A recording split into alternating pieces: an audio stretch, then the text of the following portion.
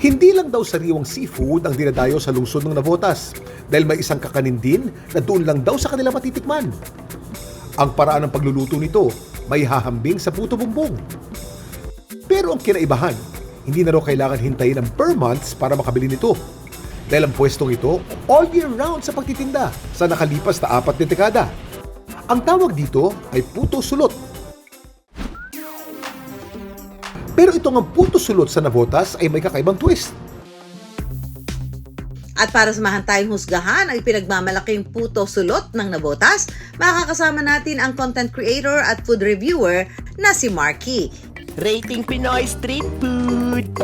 Ika nga nila, siya raw ang pambansang rater. Tunay!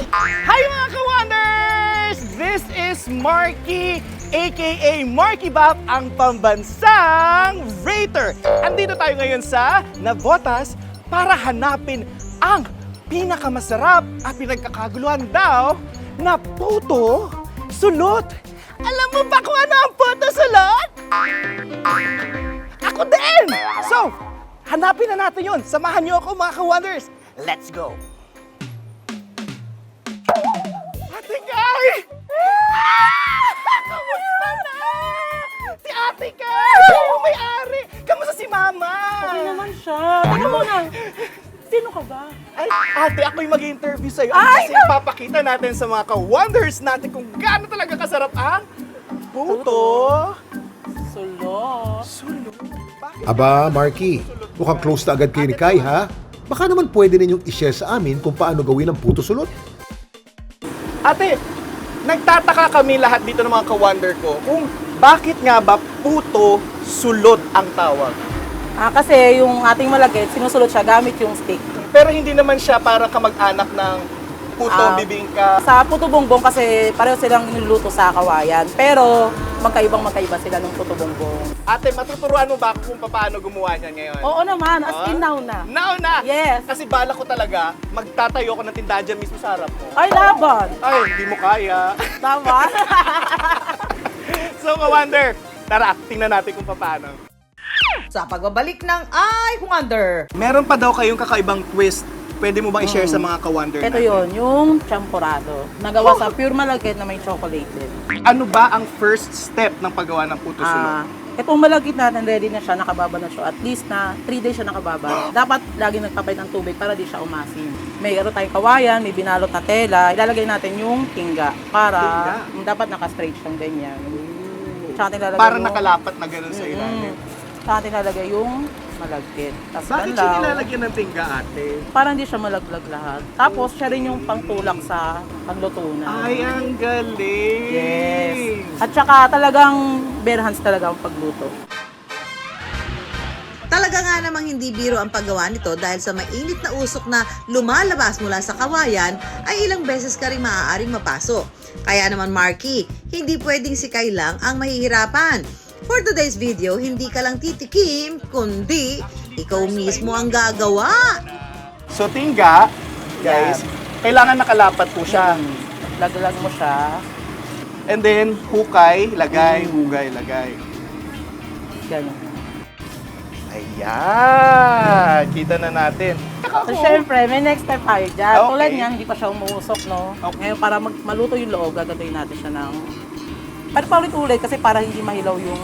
Loob. Hindi siya biro mga ka-wonder, mainit siya gawin dahil yung steam. Feeling mo para kang siopaw. True. First time namin to mga ka-wonder na titikman natin to. So, tingnan natin kung makaka-1 million thousand perfect ba yan sa rating natin. Anong pinaka-basihan mo kung malapit na siya maluto? Ayan, sobrang kintab niya na. Ay, parang yung noon natin na ngayon. Yes, true. Tsaka pagka sinundot mo siya, pa siya ganun luto, di ba? Ang bilis lang naman sundutin. Ay, oo. Pagka glossy na siya or nag-shine na siya, luto na yan. Yes. At saka ito yung sign Sign. na puro yung malagkit.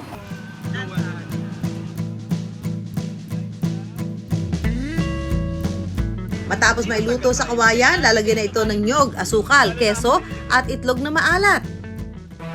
Pero bukod sa mga ito, ang puto sulot ni Kai, meron daw special ingredient? And then balita ko Ate Kai, meron pa daw kayong kakaibang twist pwede mo bang i-share sa mga ka-wonder Ito natin? yon yung champurado. Nagawa sa pure malagkit na may chocolate. Tantararan! Ayan na mga ka-wonder, tapos na ang puto sulot ni Ate Kai. Tara, tikman natin.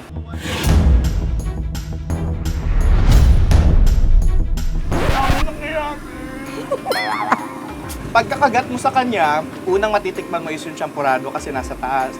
After mag-disperse ng kokwa niya, doon mo ma-appreciate yung lasa nung malagkit na para siyang biko.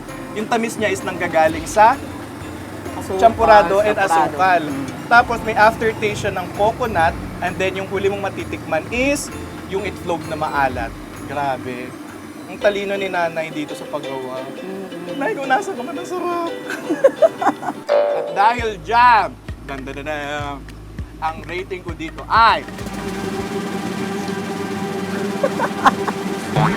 So, ang rating natin dito ay 1,000,000 perfect! Sana nag-enjoy ka, Marky, sa puto sulot experience mo. 10 out of 10 din sa amin yan!